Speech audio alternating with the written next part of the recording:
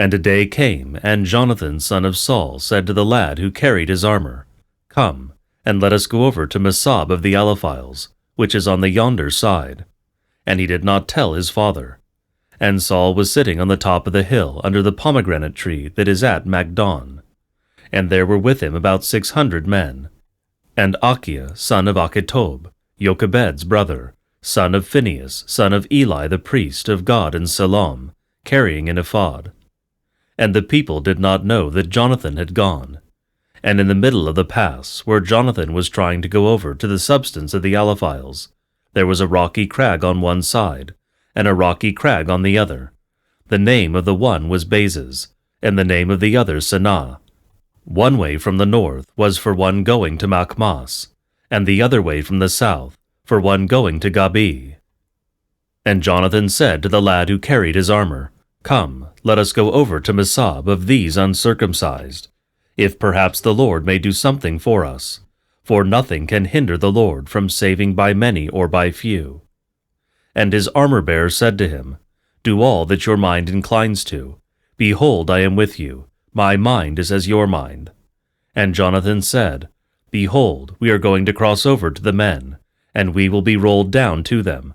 And if this is what they say to us, stand off there until we tell you. Then we will stand by ourselves and definitely not go up to them.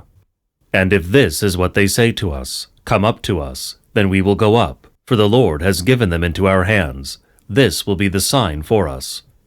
And both of them entered into Mesab of the Allophyles, and the Allophyles said, Behold, the Hebrews are coming out of their holes where they hid there. And the men of Mesab hailed Jonathan and his armor-bearer and said, Come up to us, and we will show you something. And Jonathan said to his armor-bearer, Come up after me, for the Lord has given them into the hands of Israel. And Jonathan climbed up on his hands and on his feet, and his armor-bearer with him, and they looked intently at the face of Jonathan. And he smote them, and his armor-bearer behind him was providing supplies. And the first slaughter that Jonathan and his armor-bearer inflicted was about 20 men, with darts and with slingstones and with pebbles of the plain. And there was a dread in the camp and in the field, and all the people, those in Mesab and the raiders, were astounded, and they would not act, and the earth was terror-struck, and the dread was from the Lord. And Saul's lookouts in Gabi of Benjamin saw, and behold, the camp was in commotion on this side and that. And Saul said to the people that were with him, Call the roll now, and see who is gone from us. And they called the roll, and behold, Jonathan and his armor-bearer were not to be found. And Saul said to Achiah, Bring the ephod, for he bore the ephod in that day before Israel.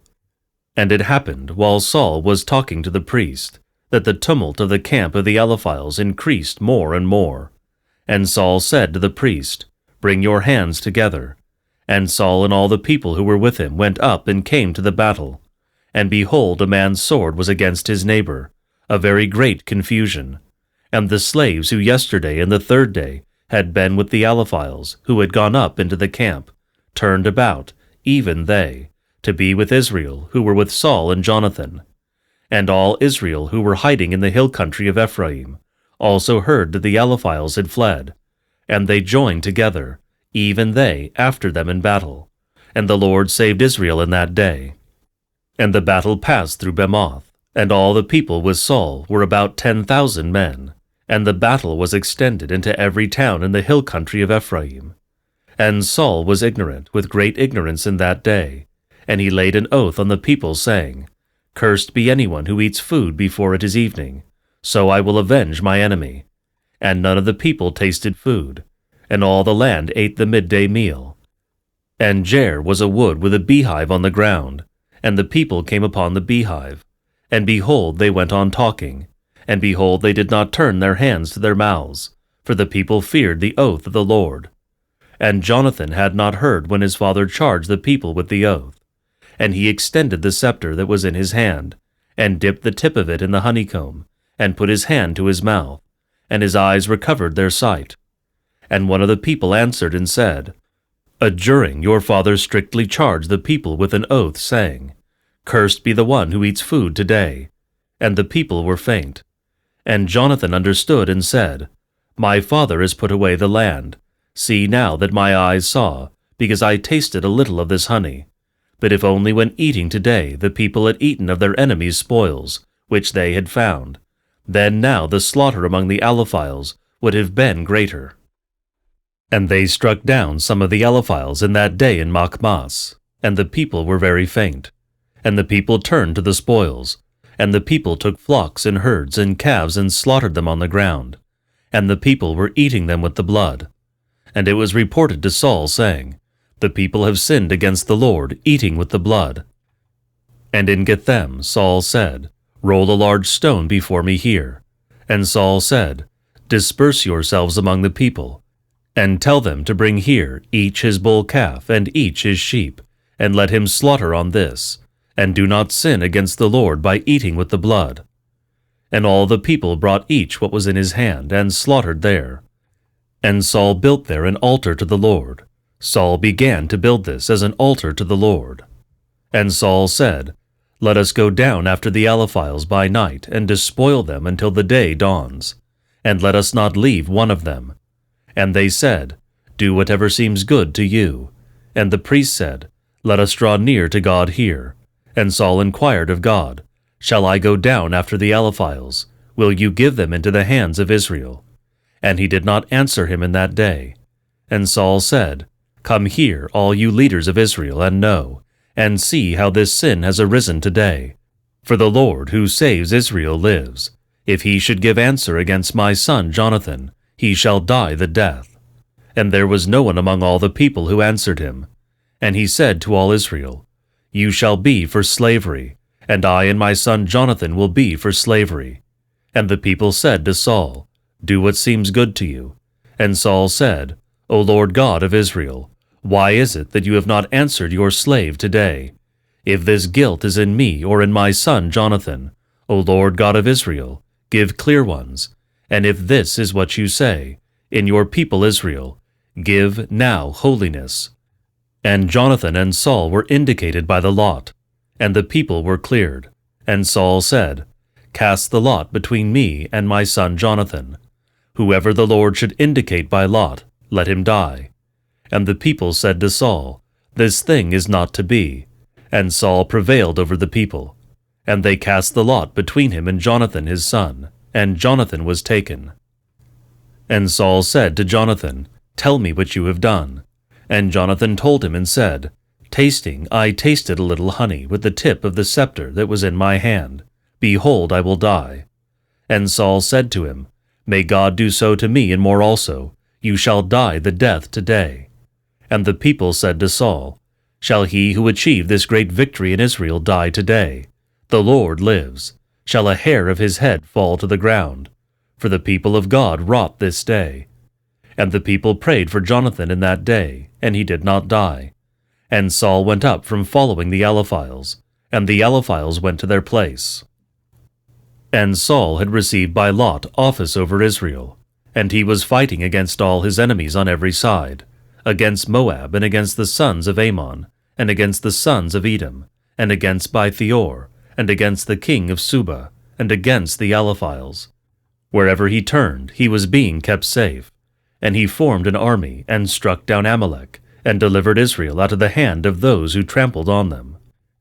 And the sons of Saul were Jonathan, and Jesse, and Melchishah. And the names of his 2 daughters, the name of the firstborn was Merab, and the name of the second Melchol. And the name of his wife was Achinum, daughter of Achimaas. And the name of the commander-in-chief was Abner, son of Ner, son of a kinsman of Saul. And Kis was the father of Saul. And Ner the father of Abner was the son of Jamin, son of Abiel. And the fighting against the Allophyles was hard all the days of Saul. And when Saul saw any strong man, and any man a son of might, then he took them to himself. And Samuel said to Saul, The Lord sent me to anoint you as king over Israel. And now listen to the voice of the Lord. This is what the Lord Sabaoth said. Now I will avenge what Amalek did to Israel, how he encountered him in the way as he was coming up out of Egypt. And now go, and you shall smite Amalek, and Jerim, and all that he has, and you shall not keep anything of his alive. And you shall utterly destroy him, and anathematize him, and all that he has to destruction. And you shall not spare of him, and you shall kill from man even up to woman, and from child up to infant, and from calf up to sheep, and from camel up to donkey. And Saul summoned the people, and reviewed them in Galgala, 400,000 in units, and Judah 30,000 in units. And Saul came to the cities of Amalek, and lay in wait in the wadi. And Saul said to the Kenite, Depart, and turn aside from among the Amalekite, lest I include you with him. And as for you, you dealt mercifully with the sons of Israel when they came up out of Egypt. And the Kenite withdrew from among Amalek. And Saul smote Amalek, from Ulat as far as Saur, facing Egypt. And he took King Agag of Amalek alive, but he killed all the people of Jerim with the edge of the sword. And Saul and all the people saved alive Agag, and the best of the flocks and of the herds, and of the foods and of the vineyards, and of all the good things, and did not wish to destroy them utterly. And every despised and worthless artifact they utterly destroyed. And a word of the Lord came to Samuel, saying, I have been comforted because I made Saul king, for he has turned away from behind me, and has not kept my words. And Samuel was disheartened, and he cried out to the Lord the whole night. And Samuel rose early and went to meet Israel in the morning. And it was told to Samuel, saying, Saul came to Carmel, and raised a hand for himself, and the chariot returned. And he went down to Galgala to Saul, and behold, he was offering up to the Lord as a whole burnt offering, the first of the spoils that he brought from Amalek. And Samuel came to Saul, and Saul said to him, Blessed are you to the Lord, I have established all that the Lord spoke. And Samuel said, And what is the sound of this flock in my ears, and the sound of cattle that I am hearing? And Saul said, From Amalek I brought them, what the people spared, the best of the flock and of the cattle, that they might be sacrificed to the Lord your God, and the rest I have utterly destroyed. And Samuel said to Saul, Stop, and I will tell you what the Lord spoke to me during the night. And he said to him, Speak. And Samuel said to Saul, Are you not small before him, a leader of the scepter of a tribe of Israel? And the Lord anointed you as king over Israel. And the Lord sent you on a journey and said to you, Go and utterly destroy those who sin against me, Amalek, and you shall fight them until you consume them. And why did you not hearken to the voice of the Lord your God, but rushed to set upon the spoils, and did what was evil before the Lord? And Saul said to Samuel, Because I listened to the voice of the people, and I went on the journey on which the Lord sent me, and I brought Agag, king of Amalek, and I utterly destroyed Amalek, and from the spoils of the people took flocks and herds, the first of the things devoted to destruction, to sacrifice before the Lord our God in Galgala. And Samuel said, Are whole burnt offerings and sacrifices as wanted to the Lord, as hearkening to the voice of the Lord? Behold, hearing is better than sacrifice, and listening than the fat of rams. For divination is a sin, and teraphim bring grief and toil. Because you rejected the word of the Lord will also reject you from being king over Israel. And Saul said to Samuel, I have sinned, for I have transgressed the word of the Lord and what you said, because I feared the people and listened to their voice. And now do take away then my sin, and return with me, and I will do obeisance to the Lord your God. And Samuel said to Saul, I will not return with you, for you have rejected the word of the Lord, and the Lord will reject you from being king over Israel. And Samuel turned away his face to go away, and Saul caught hold of the wing of his double cloak, and he tore it. And Samuel said to him, The Lord tore the kingdom of Israel from your hand today, and he will give it to a neighbor of yours, who is better than you. And Israel will be divided in two, and he will not turn back or change his mind, for he is not like a human that he should change his mind. And Saul said, I have sinned, yet do honor me now before the elders of Israel and before my people, and return with me, and I will do obeisance to the Lord your God. And Samuel turned back after Saul, and he did obeisance to the Lord. And Samuel said, Bring Agag, king of Amalek, to me. And Agag came to him trembling. And Agag said, Is death thus bitter? And Samuel said to Agag, As your sword made women childless, so your mother shall be childless among women. And Samuel slew Agag before the Lord in Galgal. And Samuel went away to Harmathaim, and Saul went up to his house in Gabaa. Samuel did not add to see Saul until the day of his death, for Samuel grieved over Saul, and the Lord was sorry that he had made Saul king over Israel.